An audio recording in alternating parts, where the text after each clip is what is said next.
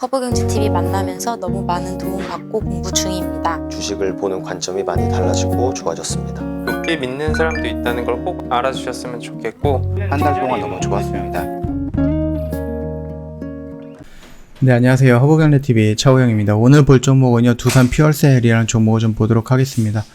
일단 수소 강국으로 가기 위해서는 이 그린 수소라는 것을 생산을 해야 되는데, 우리나라에서 그린 수소를 생산하지는 어렵죠, 아직까지는. 그래서 이런 부분에 대해서 좀 투자가 많이 진행이 돼야 되는 부분이고, 수소경제 로드맵 등을 세워갖고 이제 수소 산업을 육성한다라고 하는데, 결국은 이 부분에 대해서 중심이 될 것은 지금 당장은 수소차라든지 아니면 연료 전지 중심의 지원에 좀 그칠 것이다라는 겁니다. 우리가 수소 연료 전지라고 했을 때 가장 기본적으로 생각나는 기업이 두산 퓨얼셀이라는 부분이다라고 했을 때에는 이 수소경제 로드맵이라든지 아니면 CHPS라든지 HPS 이 정책이라든지 이 제도라는 부분이 엄밀히 맞으면은 뭐 제가 몇 달 전부터 말씀을 드렸던 그 수소 연료 전지 업체인 두산 퓨얼셀의 뭐라 그럴까요? 좀 잘 맞는 정책이다라고 좀 보시면 될 것 같거든요. 그렇기 때문에 1분기부터 정부가 조금 전환이 되는 부분이라서 이 수주 물량이 많이 줄기는 했었습니다. 그럼에도 불구하고 이 두산 퓨얼셀이 급격하게 무너지는 게 아니라 어느 정도 좀 하락과 반등을 좀 반복하면서 이 박스권을 유지하고 있었던 이유는 결국은 올해 말이라든지 아니면 내년 초에 정부의 제도라든지 정부의 정책이라든지 그리고 수소협력 업체라든지 수소협력 경제체라고 해야 될까요? 이런 부분들이 계속해서 창설이 되면서 그쪽에 우리나라 대기업들이 다 모여 있다라는 부분, 그렇기 때문에 수소라는 부분이 앞으로 성장할 수 있는 키워드에 가깝다라고 좀 보시는 그런 분들이 많이 있다라는 거죠, 이 시장에.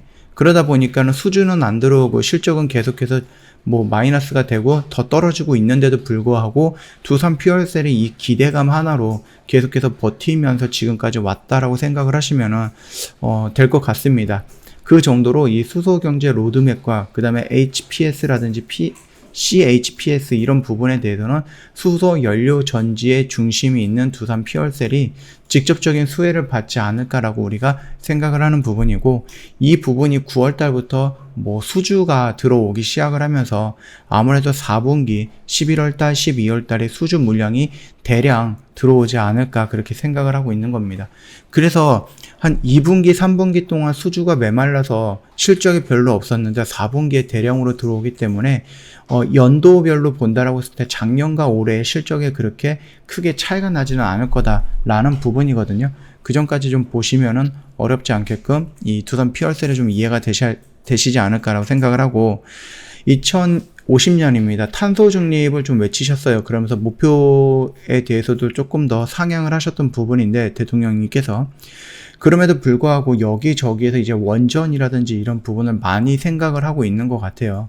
근데 신규 원전 건설을 하지 않는다라고 합니다. 그러면서 수소 비중을 높일 것이다 라고 하는데, 과연 이 수소를 사용하기 위해서 만들어야 되는 그린 수소는 어디에서 끌고 오느냐, 그린 수소를 생산하기 위한 전력은 어디서 끌고 오느냐라고 했을 때, 원전이 된다라고 하면은 나쁘지는 않을 것 같은데, 이게 뭐 고집을 하신다라고 하면 이제 태양과 풍력 이런 쪽으로 좀 볼 거거든요. 그렇기 때문에 태양과 풍력이 발전해야지 그린 수소를 끌어내릴 수 있고, 그 그린 수소를 활용을 해갖고 수소 사업을 높일 수 있다라고 좀 보시면 될 것 같습니다. 아무리 환경이 좀 중요하고 그래도 이 그린 수소를 다른 나라에서 들여와갖고 사갖고 와갖고 우리나라의 수소 비중을 높인다라고 하는 것은 조금 그렇지 않나 좀 생각을 하거든요. 우리나라에서 자체적으로 그린 수소를 만들고 그거를 저장하고 운송하고 배포하는 이런 밸류 체인이 다 완벽하게 구축이 되기까지는 시간이 조금 걸릴 수는 있다. 그렇게 좀 보시면 될 것 같고요. 일단 원전은 폐쇄가 될 겁니다. 설계 수명이 종료된 원전은 폐쇄가 될 거고요. 그리고 그 폐쇄된 원전을 대신해서 새로운 원전을 따로 만들거나 그러지는 않을 거다. 그렇게 좀 언급을 했습니다. 이번 정부가. 물론 이제 정부가 바뀐다라고 하면은 나중에 원전 정책이 어떻게 바뀔지는 모르겠습니다. 어떻게 바뀔지는 모르겠으나 글쎄요. 그 부분은 좀 지켜봐야 되는 부분이고, 뭐 원전 정책이 나온다라고 한들 수소라든지 아니면은 뭐 태양과 뭐 풍력 이런 부분까지 뭐 확 뒤집어 엎거나 그러지는 않을 거다라고 생각을 하시면 될 것 같아요. 자, 이런 식으로 보면은요, 수소라는 키워드는 결국은 앞으로 성장할 수밖에 없는 그런 영역이다라고 생각을 하시면 됩니다. 그렇기 때문에 너무 단기적인 관점으로 접근하지 마시고 중장기적인 관점으로 접근을 하는 것도 나쁘진 않을 것 같고, 여기 라인에서 우리가 일단 실적 부분에 대해서는 우려 때문에 밀렸다, 버텨라 라고 말씀을 드렸죠. 그런 식으로 이렇게 올라오고 있습니다. 여기 라인에 좀 매물대가 있기 때문에 쉽사리 돌파하기보다는 여기서 어느 정도의 조정을 마치고 나서 그 물량 소화하고 나서 이런 식으로 반등이 나올 것 같고, 그 반등 라인에서는 우리가 요 영역 구간에서부터는 조금씩 정리를 해 나가면은 되지 않을까, 그렇게 좀 구분을 해 놨으니까 참고하시면 될 것 같습니다.